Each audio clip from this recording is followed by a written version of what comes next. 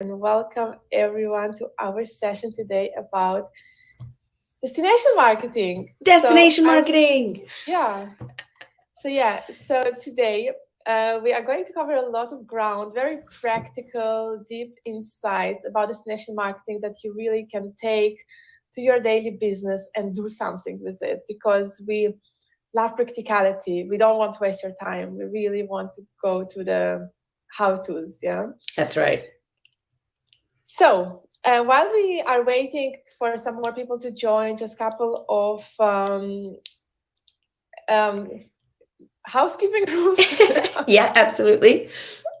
As I usually say it. So you can join us on screen. So if you have something to say, please do join us on screen. Share your question or share your insights about something that we mentioned, or you want to share your personal experience. And I'm sure Heidi, she has some insights to share because it's been 1 year since the Digital Disruptor event, which Heidi very successfully did to put Stavanger on the map. So it's very, very interesting case study, Sabrina, and you were also involved. And you can also talk about it as we go along. So yeah, just a little bit of a side note to anyone that's in this room. I was actually just testing out Event Tech to see if this can at the same time stream live via StreamYard to LinkedIn. So if you are on LinkedIn and you are watching, we're actually going live in a private room on the platform Hublot. And I'm here with Irina Graf, who you cannot see, but I'm hoping you can also hear her. But if you can hear her and you can see me, we have a little bit of a breakthrough, I think, when it comes to event tech. So if you're on LinkedIn and you're watching this, let me know because I have no idea. So yeah, let's continue. Yeah, so Sabrina, if you have any questions coming from your LinkedIn stream, so please let me know because I can't see those. Absolutely. Yeah, and we have Ingrid who joined us. So I think we are ready to start. So Yeah, hello absolutely. everyone, Let's start. and welcome to our session today about destination marketing. It's a topic that I'm so passionate about, and I know Sabrina, she's also so passionate about, and I think we are a power duo to talk about destination marketing. And we have also a lot of destination marketeers joining us today. So please do share your insights, please do share your questions, and please join us on screen to talk. And Heidi is saying, what is great on LinkedIn? I see you and hear you, Irina. Amazing. Fantastic. Look at this. Yeah, so we have a breakthrough today. Breakthrough. Yeah, I love it. Hi, Okay. Charlotte, who is joining us from Lead Management from Munich, and Ingrid from Maastricht, and Erica, I don't know where you're joining us from, so please write in the chat where you are joining us from, and Gaurav, Heidi, let us know as well. So yeah, let's deep dive into this topic, destination marketing. Erica is joining us from London, so hello. Erica is a event prof. I believe we follow each other on Instagram. So yeah, so very international, very international destinations. So we are 2022, and the last 2 years have been very transformational for destination marketing. So what is the main difference promoting a destination 2022 versus 2019? Well, the pandemic is over, kind of. And I think for a lot of us, it is all of a sudden the real world has begun. And I think for a lot of us, both you and me as well, with the return of in-person events, trade shows starting again, fam trips starting again, industry events, it's all kind of come head to head with, kind of your presence and your visibility, both in person and online, and trying to balance the two and make sure that you are able to get the most out of every single experience and interaction that you have, right? As a supplier, as a client, as a destination, whoever is watching. And I think the biggest difference is that, we in 2019, we were still very much, I would say, mid-pandemic. We were very much, well, actually, we weren't very much online at all, were we, Irina? I want to say it was pre-pandemic 2019. So yeah. So let's talk about pre-pandemic in 2019. What is like before March? We were not as online. No. There were very big focus on fam trips, trade shows, hosted buyer events. But then when the pandemic hit, everyone went online. And me and you, we started, for example, our live streams on Instagram, which was fantastic. It's been quite transformational for our career, and you redefined yourself in a way that you became a moderator of virtual events. Yes, that's right. Hybrid events, and it opened new opportunities for you, right? Absolutely. It was one of those points where, both of you and me were very active, I believe, on social media anyway, with our respective areas of focus. I was very much reporting and doing coverage and content on all my experiences as an event manager. So when I was running events, when I was going to destinations, doing site inspections, doing all of that. And you were, doing lots of content related to your blog and the Twitter chats and attending industry events and reporting back and doing campaigns with specific destinations like Monaco, for example. And so, we were kind of very much focused on doing that anyway. But then all of a sudden the pandemic hit, and we kind of had to relook at how we do our content, because obviously we weren't able to go to those events anymore. We weren't meeting people anymore in that sense in person. And we were trying to figure out and the biggest question I had, literally in that main year, I want to say in 2020, was what do I post? What content? Because hotels are closed, our venues are closed, our no one's traveling. There was nothing happening. So what are we doing? And I think both you and me kind of similarly had the same situation. I was like, great, I'm not, going to events. I'm not running events. I'm not traveling. What am I going to do now? And then there was this shift, right? Now is the time. And there was something that clicked, I think, in both our brains, that now is the time to just go online and throw ourselves into the world of social media, because it's the only world that's not going to shut down. And eventually everyone's just going to get on in whatever way, shape, or form. They're going to get on LinkedIn. They're going to get on, Instagram. They're going to get on Twitter. However, whatever their choice of poison was at that point of time, they evolved, they adopted, and they adapted, and they came online.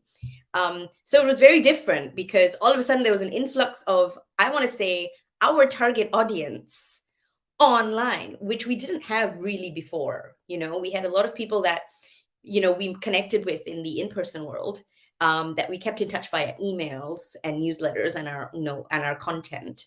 But I want to say it was really quite overwhelming, the number of people that just came online and the communities that formed in that time because of the pandemic. Yeah, definitely. The aspect of community management and creating a community or micro tribes or micro communities has become so fundamental during these times. And I want to read a comment of Heidi. The journey we've all been on is absolutely incredible if you review it now. Absolutely madness, and quite frankly, that was exactly what was required to survive. Absolutely. I think new players came during this time, and all we knew suddenly was the online, and we connected online, created new contacts and new business opportunities within these communities. And we have a lot of destinations watching, and this session will be also available later on demand.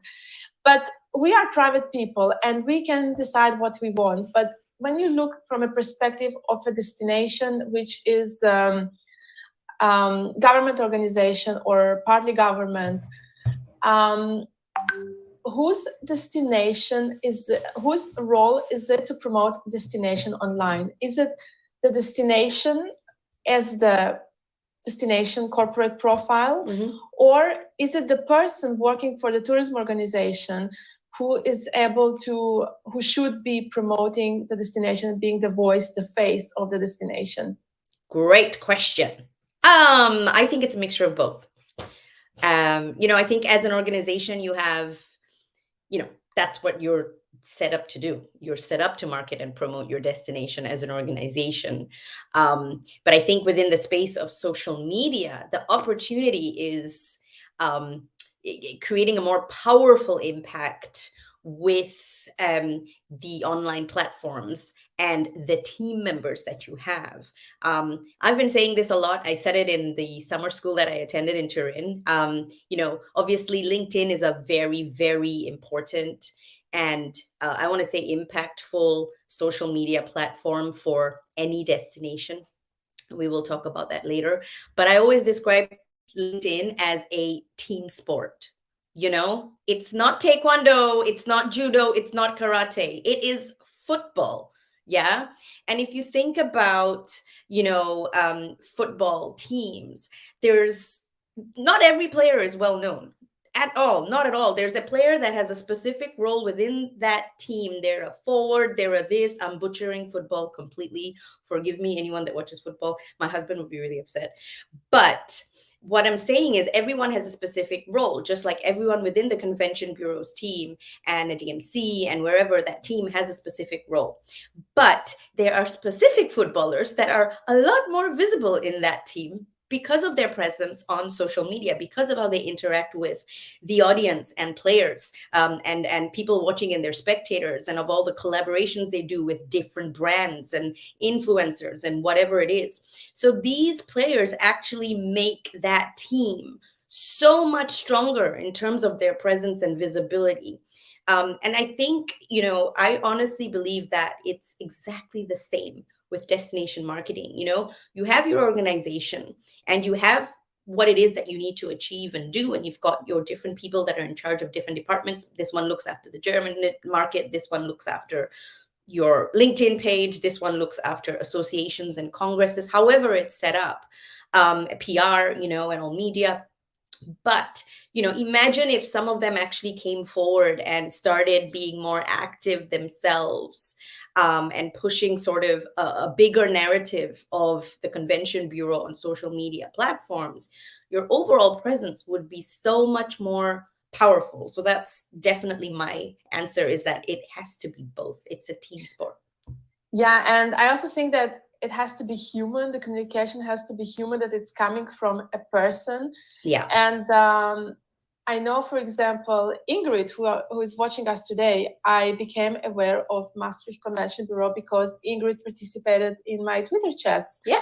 So it's connecting the destination to the person. And sometimes when the person leaves the Convention Bureau, yep. You suddenly lose contact sometimes with the destination, and you follow the person where they yes. move on.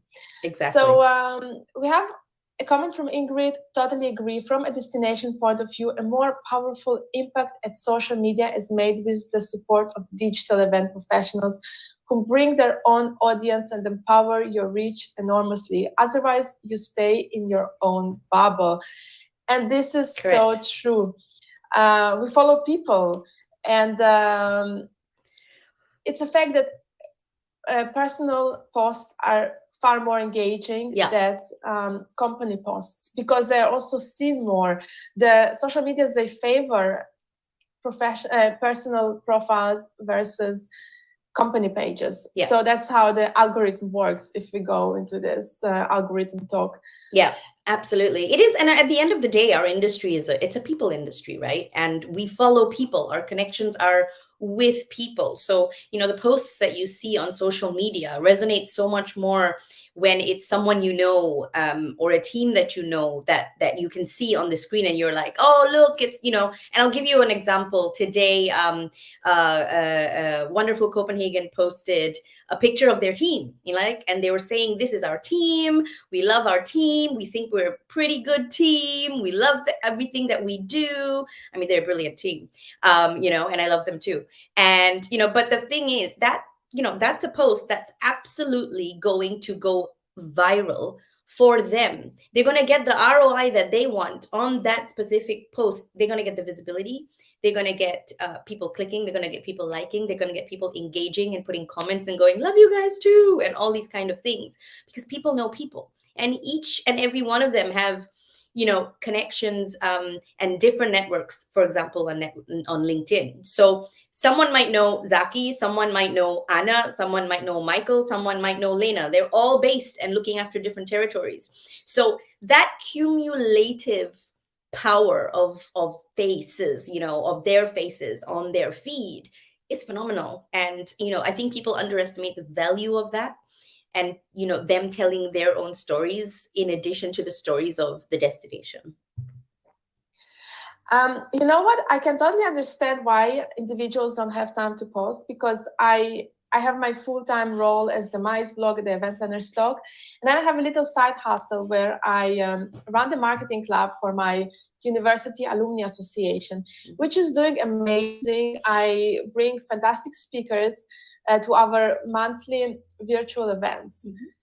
And I still haven't had the time to share this with my network, that I do this as a side hustle, because I just don't have the capacity. And I understand a professional who is working for the convention bureau.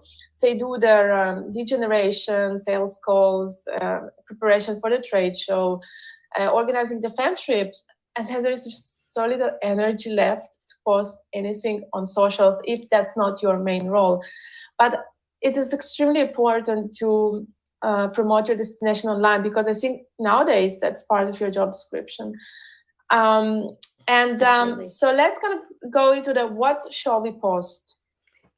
Absolutely. What shall we post? And, you know, let's make it very simple. So you don't have to learn editing, that you don't need to learn video production, that you can just spend, let's say, 15 minutes a day and have a decent post. So I'll kind of answer it, and I get, this is what I spoke about obviously at the summer school. And I was trying to figure out, like, when someone asks me that question, it's a very loaded question for me. I get very like, oh my God, you know, because I mean, for us, obviously, you know, we work a lot with different destinations and brands on conceptualizing things, you know, on understanding, you know, what it is, because obviously we've done destination marketing campaigns. I'm currently doing the one for Copenhagen, for example. I've been with them pretty much all year, and it's about, you know, for us really deep diving and figuring out how to, you know, what are the key messages, what do they want to get out, etc.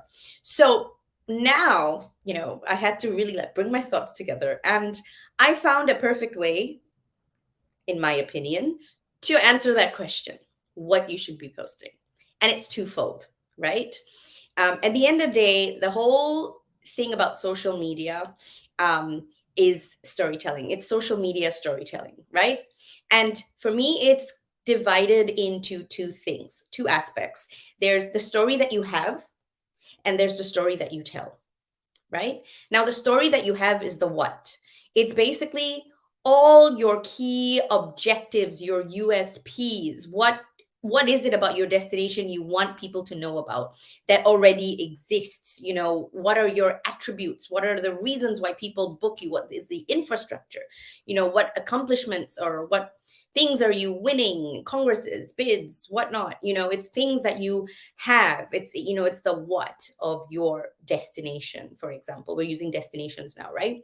And then the second part of it is the story that you tell. And that is the how. How are you wanting to tell that story? You know, this is kind of like the content that you're going to be creating from the what you have. So, you know, what kind of storytellers are you using to tell that story? Are you doing influencer marketing campaigns?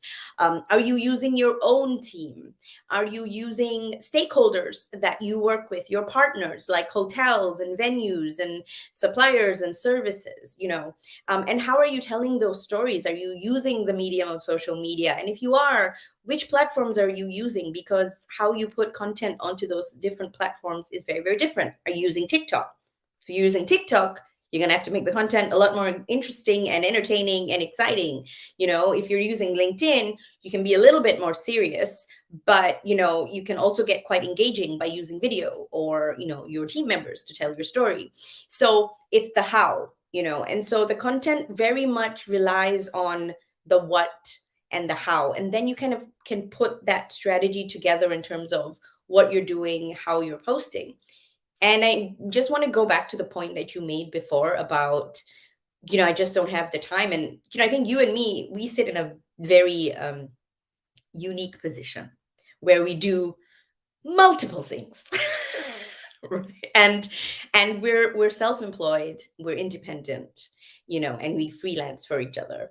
But I think it's a question of, and I've said this before, you have to make the time. It's about making the time if you're going to do it. And it's about looking at it as part of what you do in your day to day. I'm not saying people have to post every single day. Sometimes I don't even post every single day.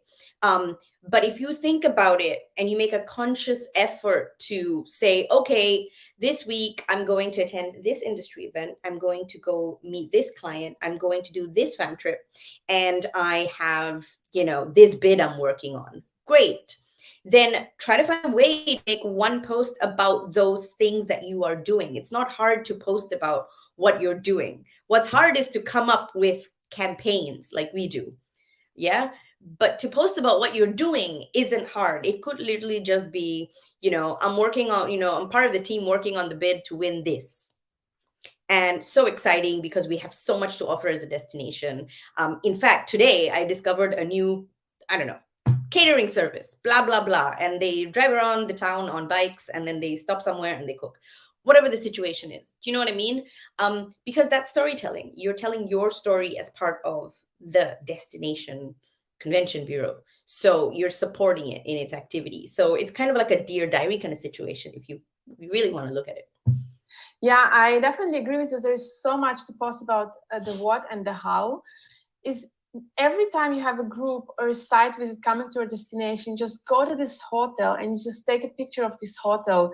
It doesn't have to be complicated. It just, you take the photo of this view, or like someone asks you a question and you suddenly turn it like into a Q&A on your Instagram or your LinkedIn. And it just, like what works well in marketing, if you use the language of your customers in your marketing communication. So if your client asks you this specific question, like, can I don't know, have, like, can I have this hotel exclusively booked? Then you just take this question and you post it actually on your socials, and it's just magic. It's so easy. And a lot of times, I think salespeople in hotels have evolved as well. So when you do, and I know they have, and I know that now it's about how do you, it's not like, hello, this is the meeting room. Hello, this is the bedroom. A lot of them, most of them will be telling stories as they show you around the hotel. They'll be telling you interesting little things. They'll be telling you things that they're working on, like innovation or sustainability initiatives or things like that. This is all content for you. This is all content, and you don't have to spill your guts about it all. You literally could pick one thing.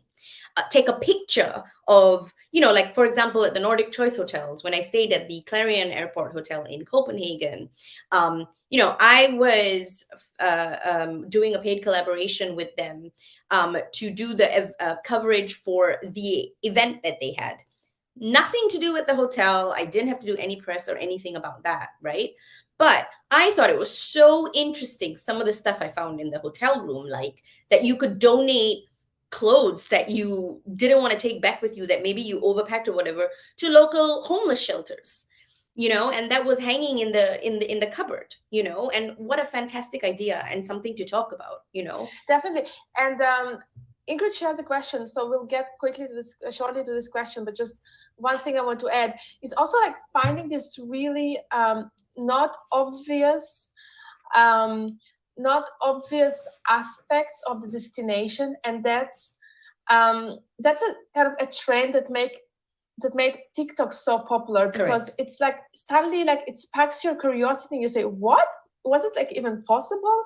Is that really true? Like really, it's really like random stuff on TikTok, like how to take care of your hair, for example. I just discovered a really interesting account. It just talks about hair. It's like one girl who has a really beautiful hair, and she talks about only hair. So like if you just talk about your destination and you have these tips and hacks and how-tos and where-tos and all that, and like that is really happening in your destination. And I was at the breakfast buffet in Interlaken at the hotel, and it was a really nice sign that's saying, please help us stop food waste. Yeah.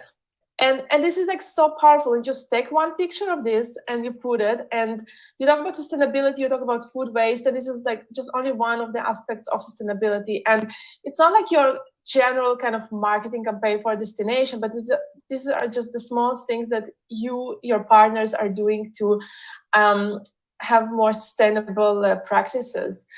And let's take the question from Ingrid now. Do you have tips to bring more efficiency in your social media? As we have LinkedIn, Twitter, Insta, and Facebook, it is a lot to manage to post frequently on all channels. Better to choose one medium to focus on? Yes.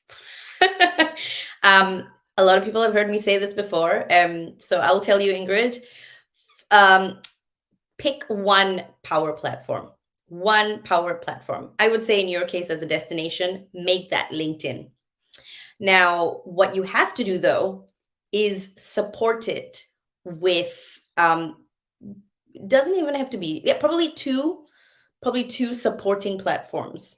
I don't even think you need to be on every single platform. It's almost just like, Joker of all, master of none. I'd rather you be a master of one and use two to kind of repurpose content and share it in a different way. That is my advice always. So LinkedIn should be your main focus, because obviously it's the only professional social media platform there is. All your team, i.e., should be on LinkedIn as well as your destination ambassadors, hopefully being active, telling their independent stories. And then you have, for example, Twitter, where you met Irina, for example. And so you're taking part and having real conversations with your target audience, your event professionals, and sharing your stories. And then potentially you could go down the road of TikTok, or you could go down the road of Instagram. Facebook, I am not a big fan of. I believe it is obsolete right now. At the moment, it could make a comeback in some way. I understand that you need to have a presence, but I wouldn't actually invest any time or resources into coming up with content specifically for Facebook. I would just repurpose it and reshare from somewhere else. So that is literally a flick of a switch where you just reshare to Facebook. So if you want to do that, I would suggest you look at LinkedIn, the pyramid of LinkedIn, Instagram, and Twitter, and you will be lit. That's the acronym I've come up with for you today. If you want to take the lit system, it's LinkedIn, Instagram, and Twitter. And Instagram, you can reshare your reels to Facebook and as well as your content. And apparently, Facebook is pushing Facebook stories. So if you create a reel or an Instagram story, you can also share it to your Facebook stories. And so you'll get the power of what they're trying to do and push the content out on Facebook without doing any of the work, separately for it. So go for lit. Cool. And we have one question from Anna. What do you think about LinkedIn Live? My connection is very powerful, but rendition via Restream was poor quality. What is your experience? Ooh, that's interesting.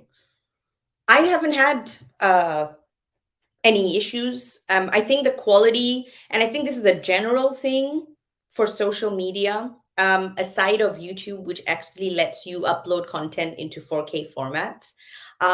Whatever video you will create, even if you use 4K film and video clips and whatever, and your quality is very good when you're going live, your Wi-Fi is amazing, all of that. I think what's important to understand is that when you put it on the social media platforms, they will de-optimize it. it's just, the quality will just drop. So on social media, you'll see on Instagram, it won't be as good. You'll see on LinkedIn, the video quality won't be as good.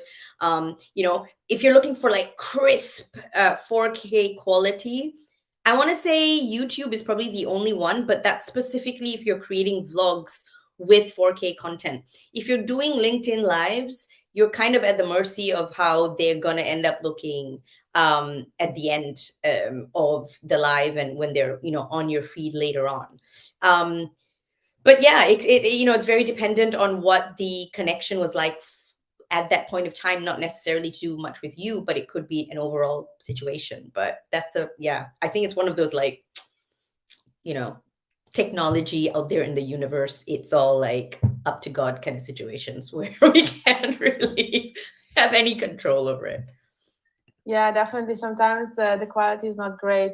I just asked also Anna what platform does she use for live stream on LinkedIn, because we use StreamYard, which is very, very good from my experience. Yeah, I use StreamYard as well. Restream. Okay, sorry. So I actually misunderstood your question because you said via Restream, but I'm not familiar with this platform. But so I would definitely recommend you to try StreamYard, because StreamYard is so powerful. It's fairly good. It is good. It's very good. It costs $25 per month, but it's so worth it. Yeah. You can have your templates. You can have some music playing. You can have some countdown. You can stream it on LinkedIn, YouTube. It also has the backup of Facebook, Hopin, which is Hopin, yeah. It also has the backup of Hopin, which is a very strong virtual event or event tech platform. So if there's any kind of overlapping ways that they can improve the technology of StreamYard through any kind of the features that they develop for that platform, they will try to integrate it, which gives you, I guess, that advantage to have like music playing in the background, for example, which is something new I saw pop up today. So I was like, ooh, music playing in the background, that sounds cool. So yeah, cool.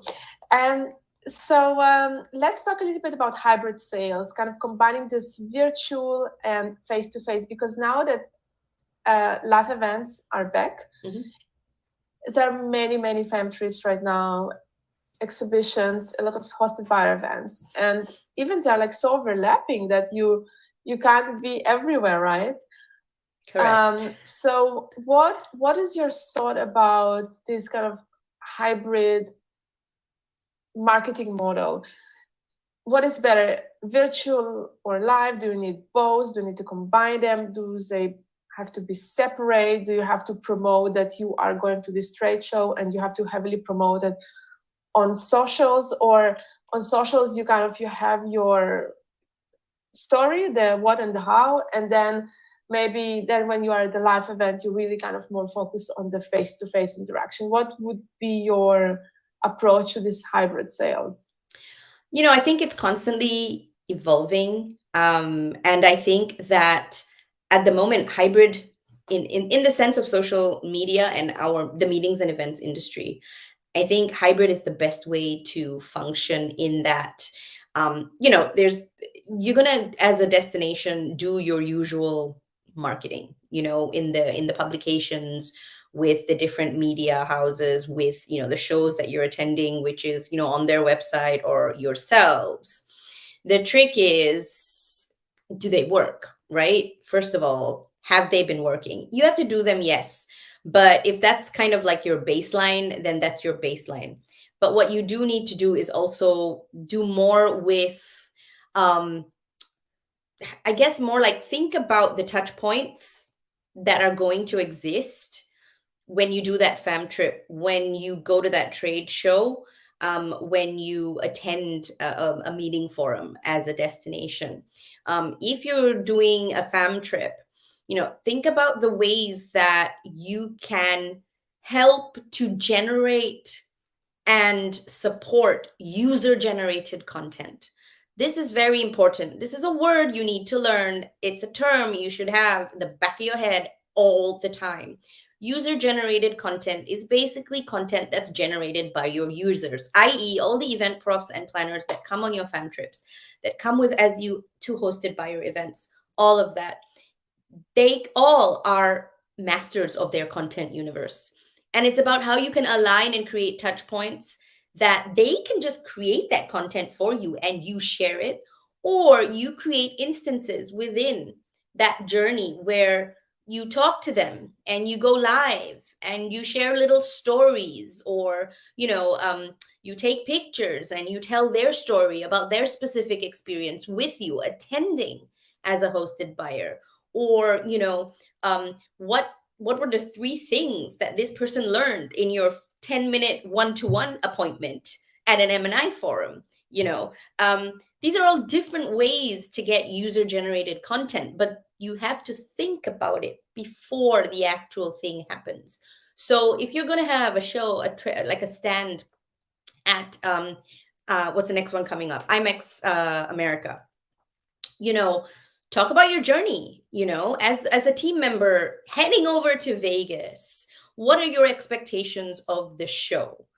That's pre-content. And then post-content is, did you meet your expectations at the show? What was your experience like? And then when you're at the show, you can talk about all manner of things. You can even start your own TikTok account and talk about, a salesperson's ramblings, like, oh my God, I've been in heels for like 5 hours today. Thank God I bought my flats to change into, do like a little TikTok moment, but you can do that on Instagram as well. So there's lots of ways to kind of create content and have touch points, not just for your own content and your team's content and your brand, your convention bureau's content, but also to take advantage of users like hosted buyers and people that visit your stand, people that you're having appointments with. 9 times out of 10, people are willing to engage with you somehow, whether it's a selfie, whether it's answering one question, whether it's, can I film you testing or trying out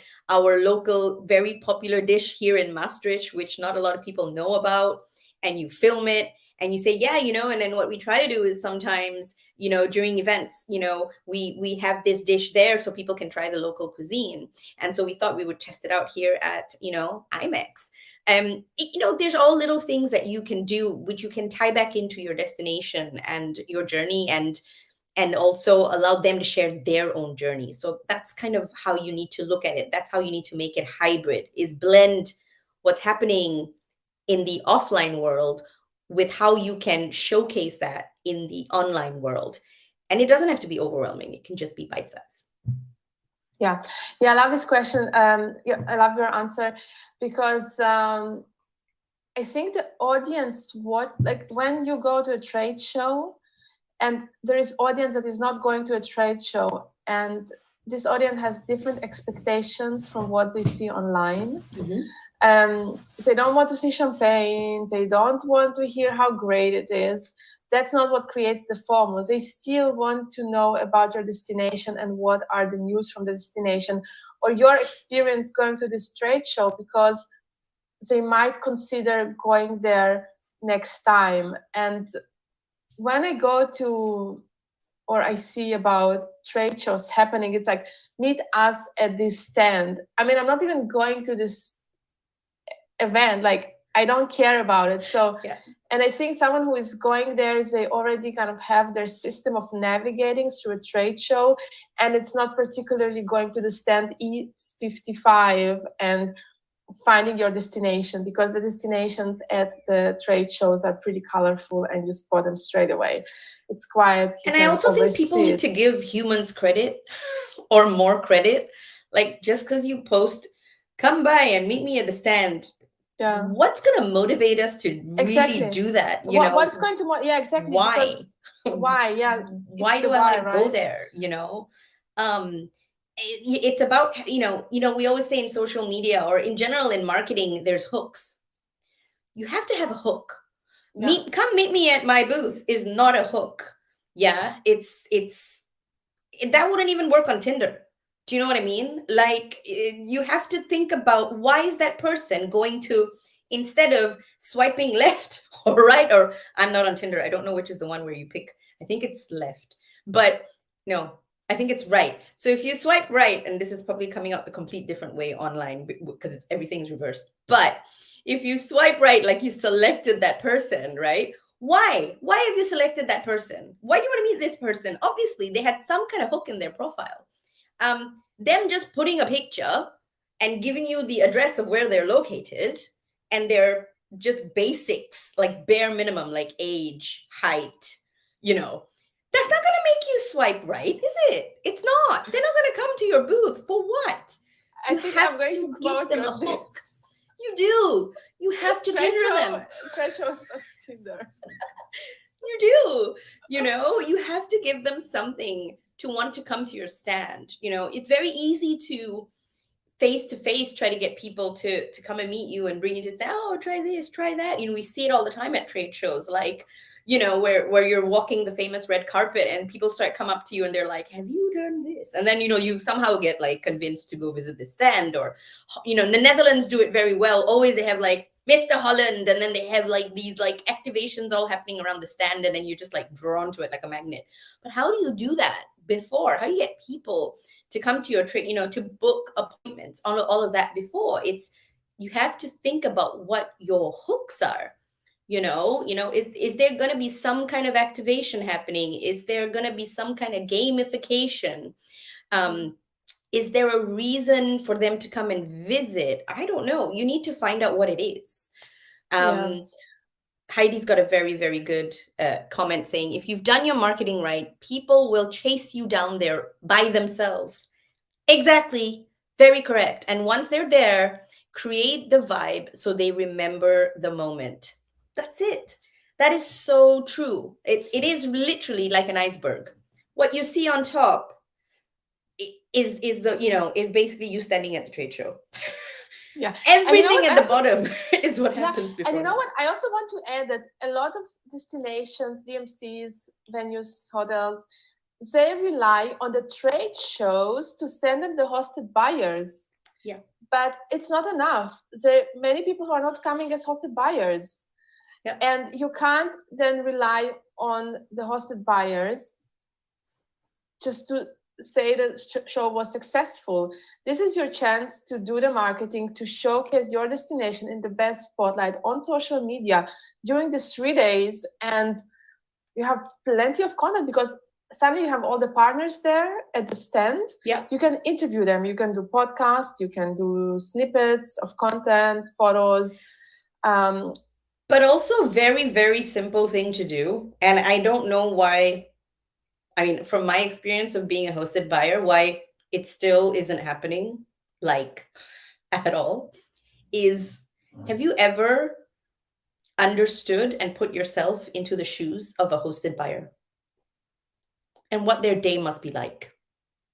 What must their day be like? They're probably woken up at like god-awful hour in the morning.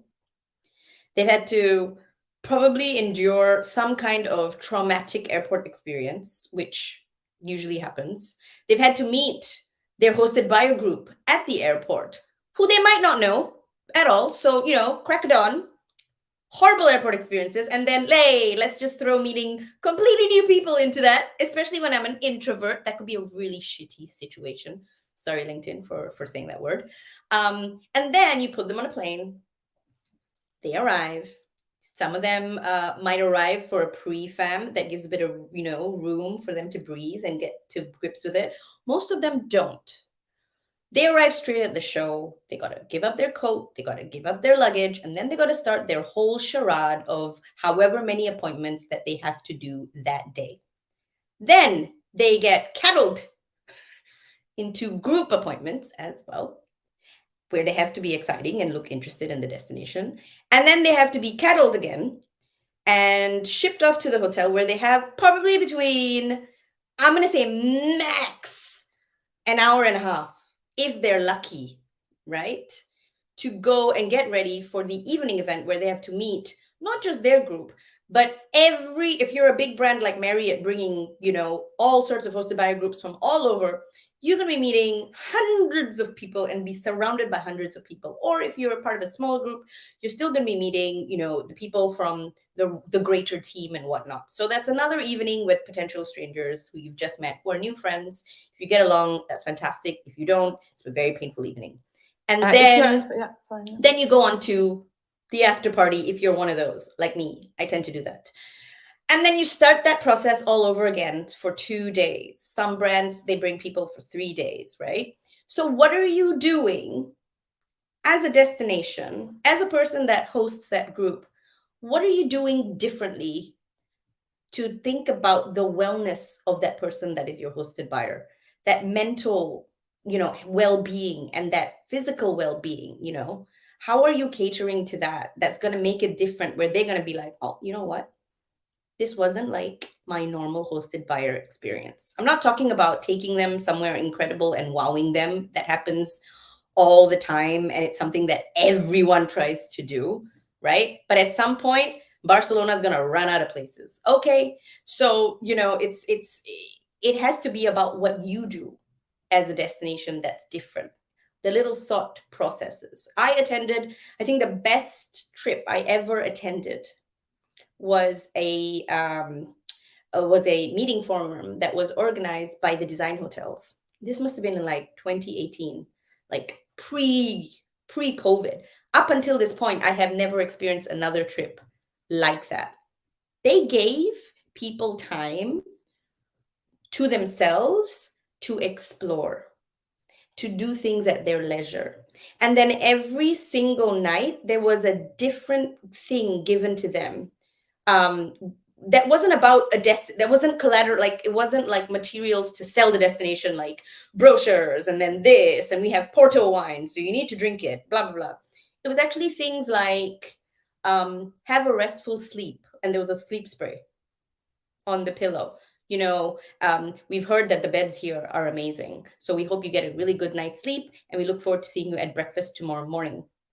And if you don't feel like joining us for breakfast, then please fill up that form on your door and we'll see you at the appointments. So you wouldn't feel like you're like, oh, I don't, it's little things that they thought about. They thought about that journey, and so much of the inspiration and motivation that you learn about when it comes to content and things can come from things like that.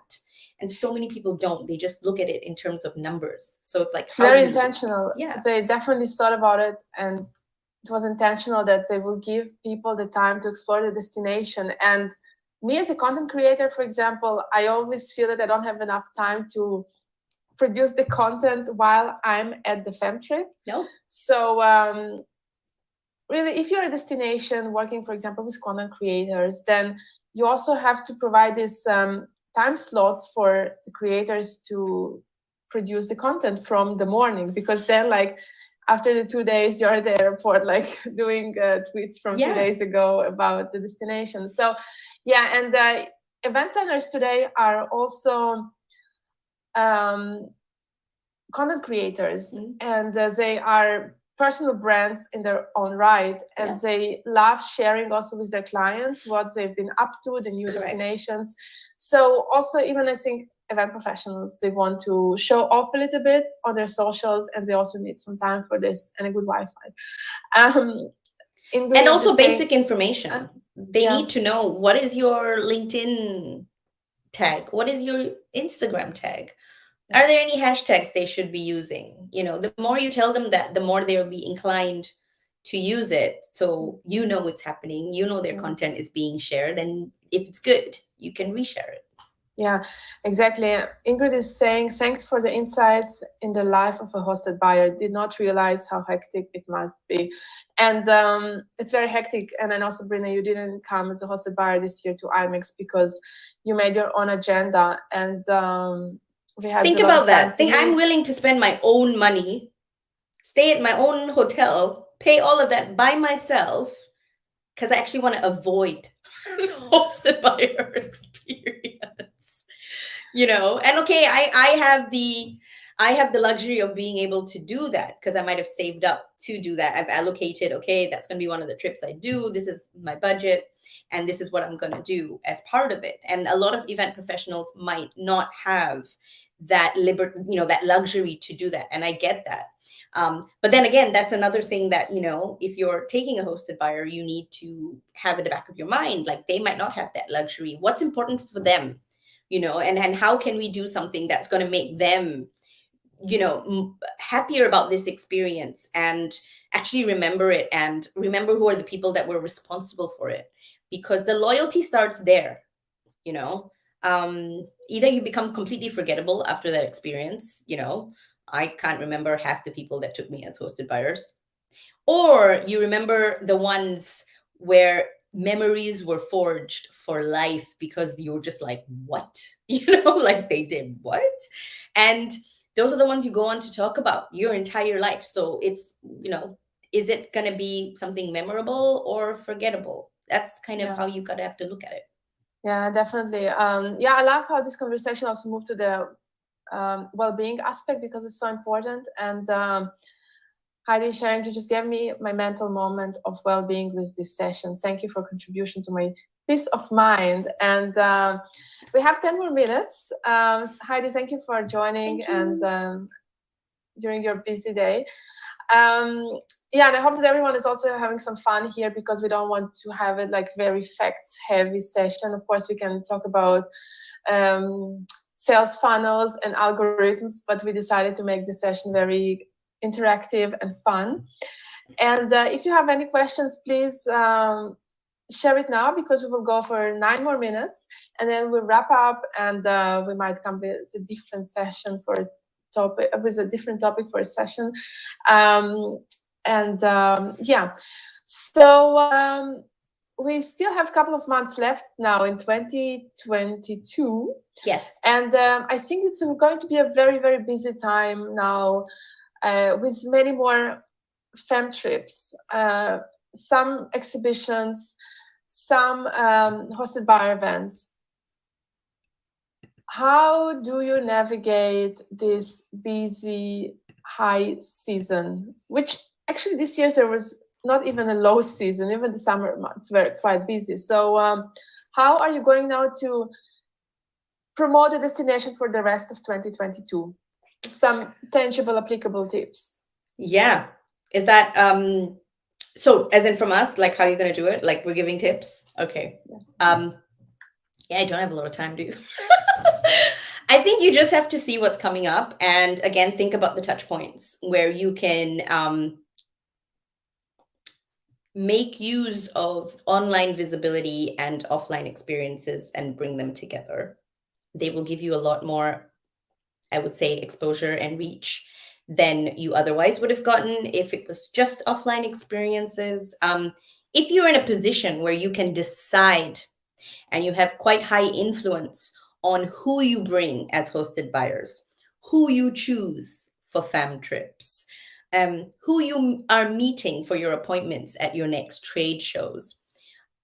Start with the, have some, not saying it has to be 100%, because not everyone, I understand, is active on social media. Not everyone is social media savvy. Obviously me and Irina are working to change that. We're like fighting that fight, the good fight. But it is something that a lot of event professionals have significantly adopted and taken on as part of their daily, weekly, monthly rituals of visibility. And if you are in that position, do your research.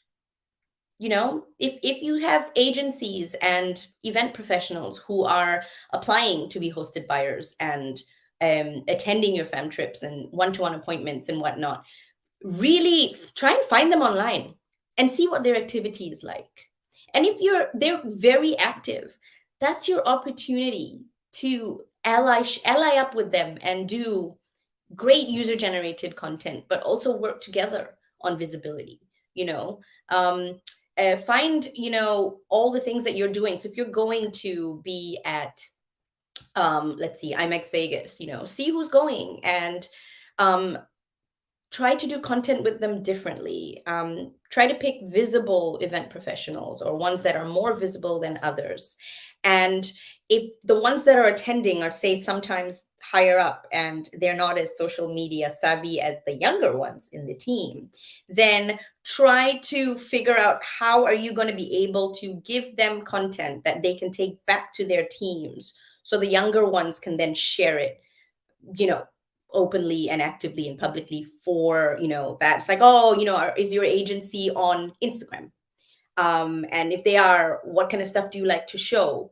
Because we would love for you to feature us. Is there a way?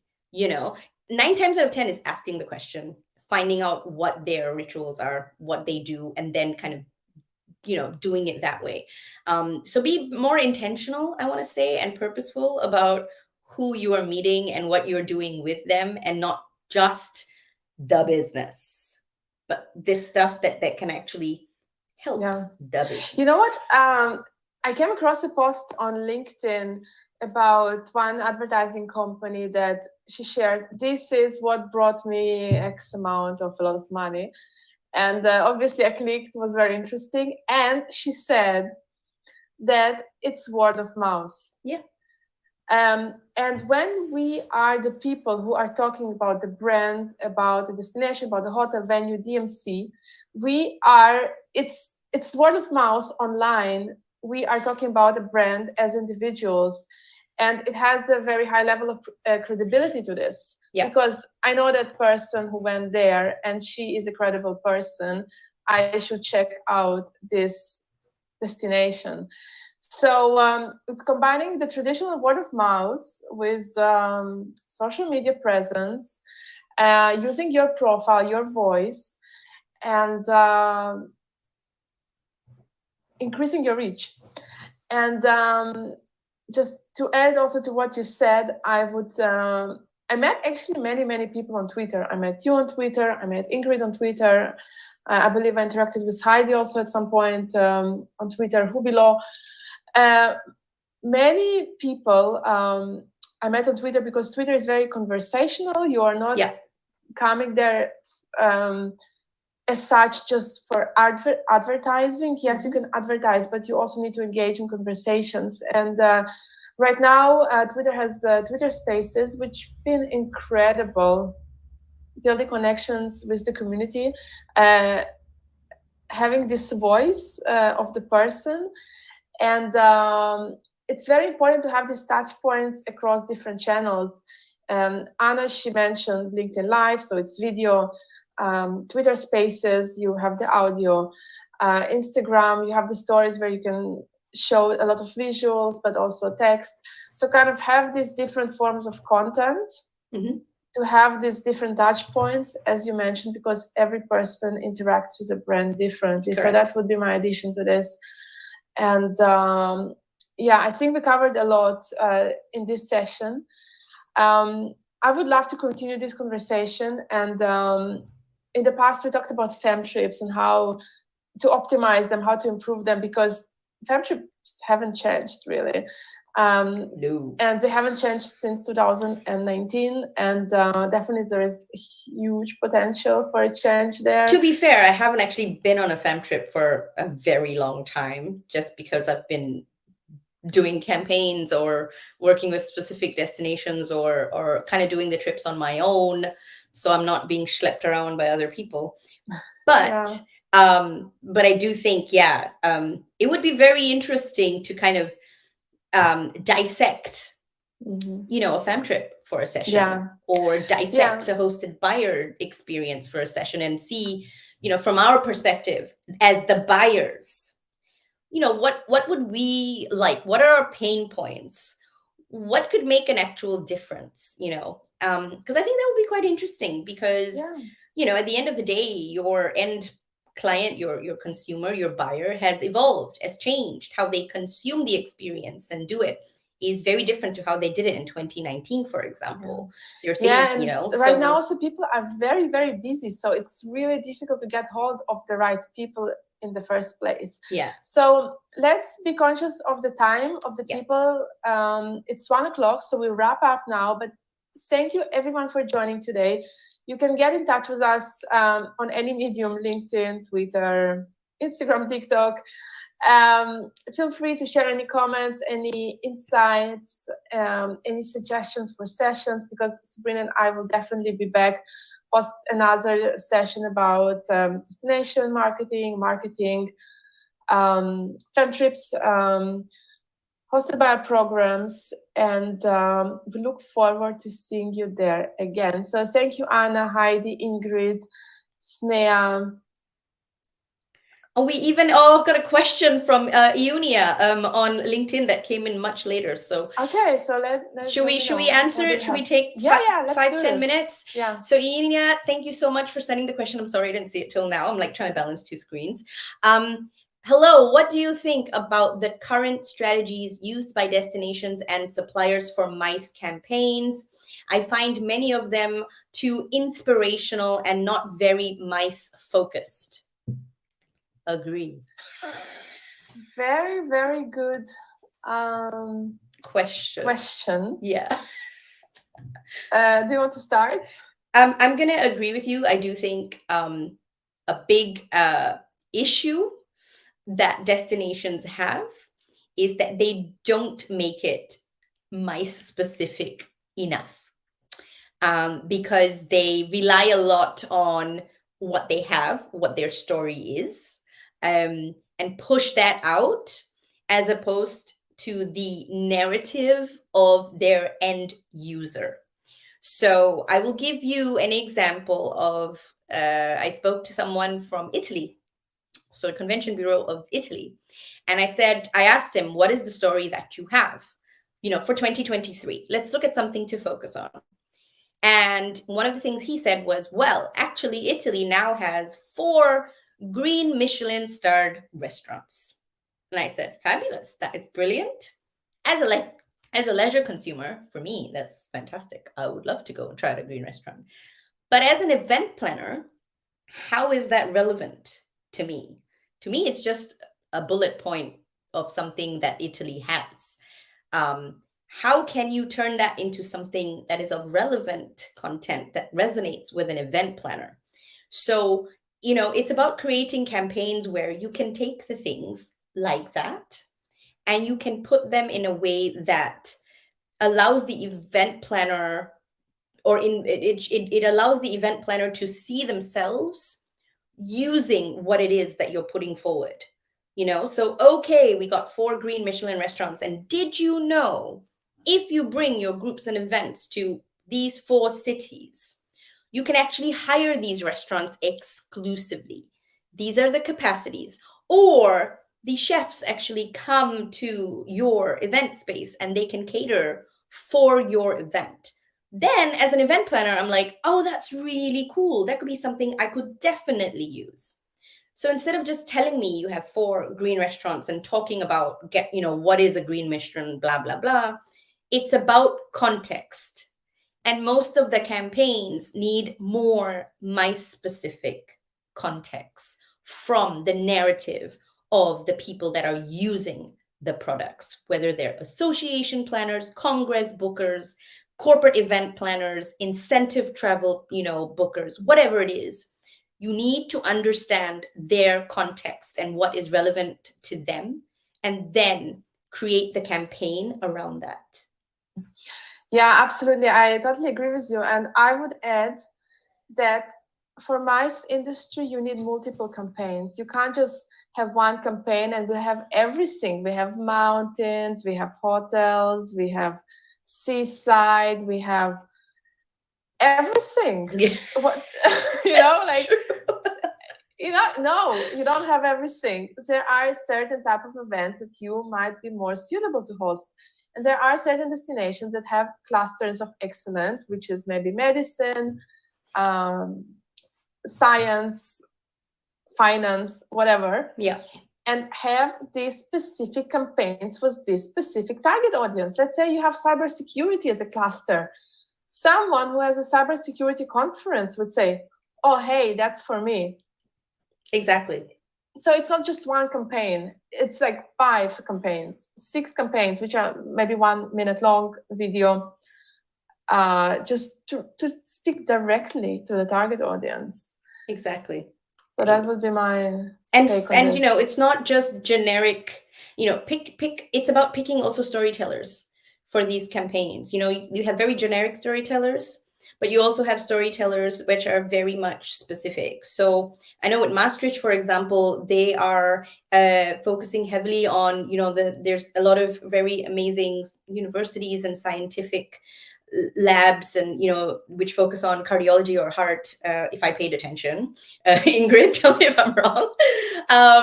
But you know, it's about being able to deliver, you know, find people that speak that language, that are influencers within that topic, and then connect them to event professionals, and how that can happen. How can that collaboration happen, and how can you, you know, envision yourself using those people and that product and that venue or whatever it is, because that's, you know, that's where it is. We need to start saying, you can't just have one niche. Now we live in a world of multiple niches. Just like every person is going to tell you, you need multiple streams of income. Yeah, it helps life in general. So you should have multiple niches where you can focus down, and then specifically not even create campaigns, but content. Just create content. It's not even about campaigns. You can have an annual campaign, or your, you know, your marketing communications plan, and social media should be a very big part of it, intertwined, where you are like, okay, this year we're going to focus on these industries, and then we're going to talk to these audiences, and then we're going to break it down into how we do the content for those specific audiences. Then you will be more in context, and you will be able to speak directly to those people that will be able to envision themselves using those services and products. Yeah, definitely. Very, very insightful. Thank you everyone who joined us today, and thank you everyone who listened on LinkedIn. Please get in touch. Sign up to the event series, because all the events will be also announced there. And use this chance to also network with each other, because it's a great opportunity to also meet new colleagues and network. So yeah, that's all for today. I'll let you go on with your day. Thank you so much, Sabrina. Always fantastic to have you on the live stream. Always great vibe and energy. And tell us about your next destination campaign just before everyone leaves. Oh my goodness. Well, I'm still working with Copenhagen. You know, the next thing to drop will be this week. Our, you know, the perfect destination for summer, for groups and events, what you can do in the city of Copenhagen. So that's going to drop, I think, tomorrow, actually. So watch this space tomorrow morning on LinkedIn. It will be published. And also, yeah, there's a couple of things in the works for 2023. I've got some trips coming up. There will be Munich content. There will be Singapore content, because I'll be in Singapore for 2 weeks. There will be Madrid content, and there will be hopefully whatever else kind of comes up, right? It's just, you know me, I'm everywhere. So, but from a specific campaign, yeah, I'm still very much working with the team at Wonderful Copenhagen, loving it. And yeah, definitely should go if you haven't been already. Cool. Yeah, I've been to Copenhagen multiple times, so it's really great to see the destination that I'm already familiar with, and how it has changed and evolved since the last time that I was there was, I think, 2017. So yeah, that's also important to stay top of mind. So that's also my message to conclude this session, and then we really wrap up. To stay top of mind among your buyers. Yes, I just want to respond to Anna. Anna, thank you for joining the live on LinkedIn. I know she's just saying, missed the beginning. Will it be saved? Yes, it will be. Irina, if you want to just let people know about that again. Yeah, definitely. So the same link that you used to sign up for this event. So it will be saved in the rooms, so you can access this session anytime. Exactly. And I've streamed it live to YouTube. So if you want to watch it, you can also go to my Hot Hospitality Exchange YouTube channel and catch up if you missed the first part of it. So, but I'll definitely share it again on LinkedIn next week. So whoever missed out can watch it again, because I can't upload an hour-long video to LinkedIn. So it'll have to be a YouTube link. Cool. Awesome. Fantastic. Thank you, everyone, for joining us. Thank you, everyone, and see you soon. See you soon. Bye.